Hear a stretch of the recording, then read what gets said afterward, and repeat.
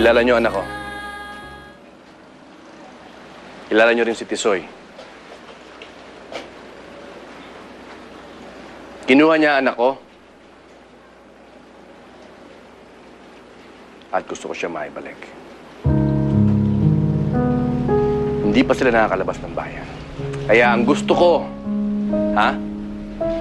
puntahan niyo lahat ng terminal ng sasakyan.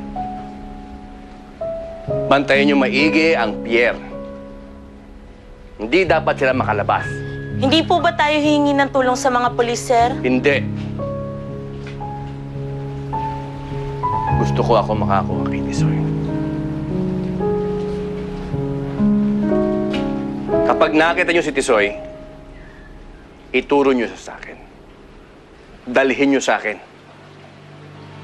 Kung sino makapagdadala sa akin ng mapagtuturo kay Tisoy, bibigyan ko ng 10,000. Ha? Kuha nyo? 10,000. Dali na, kumilos na kayo. Bilisan nyo. Mona. Siguruhin mo. Mahanap sila. Makakaasa ka, sir. Salamat.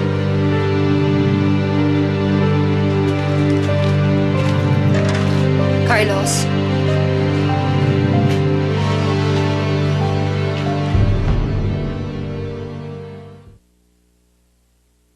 Oh, baka naman hindi pa huli ang lahat dyan, ha?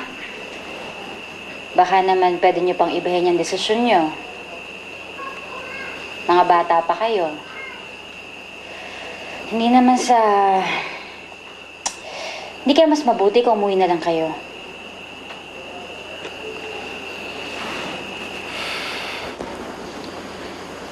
Nakapag-desisyon na ho kami, ma'am. Mahal na mahal po namin ang isa't isa. Pagmamahal. Alam niyo yung pagmamahal na yan. Paminsan napipwersa kayong gumawa ng mga bagay-bagay na balang araw, maaaring pagsisihan niyo. Alam niyo, naging bata din ako noon. Nagmahal din ako noon. Isang ala ako sa mapapalad na naloko, nabuntis, naiwan. Hindi lang nung naging ama ng anak ko, pati din yung una kong asawa. Batang-bata pa ako noon. Hindi ako nag-iisip. Na hindi ako nakatapos. Wala akong kapera-pera. Paano ko bubuhayin yung anak ko? Hindi ko kayang buhayin yung anak ko, kaya kahit masakit sa loob ko, wala akong nagawa, kundi ipamigay yung anak ko sa ibang tao. Walang araw na hindi ko naisip kung ano kayang pwedeng nangyari kung hindi ako nagmahal, kung hindi ako nabuntis, kung hindi ko pinaampun yung anak ko. Ang daming mga tanong sa utak ko na pipilit kong isipin kung ano yung sagot. Pero kahit na anong gawin ko, wala na akong magagawa kasi hindi natin maibabalik kung ano ang nakaraan. Ano ginagawa mo rito? Nasaan si Elise? Bakit mo siya hinayang makalis? Sino nagsabi sa'yo? Si Leila mismo.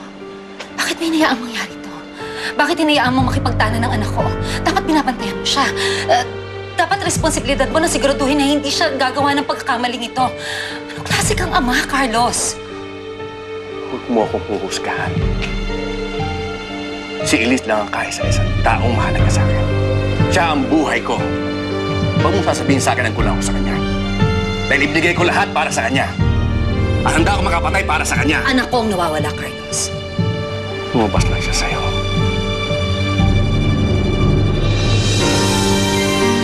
Hindi mo siya alam. Ako nagulang niya. Hindi ikaw. Ako nagpalaki sa kanya. Anak ko si Elise. Ako ang ina niya. Hahanapin ko siya at ibabalik ko siya sa akin sa ayaw at sa gusto mo. Huwag na. Wala kang magagawa. Hindi mo na problema to. Umalis ka na lang. Sawa na ako sa pagbabanta mo, Carlos. Hindi na ako natatakot sa'yo.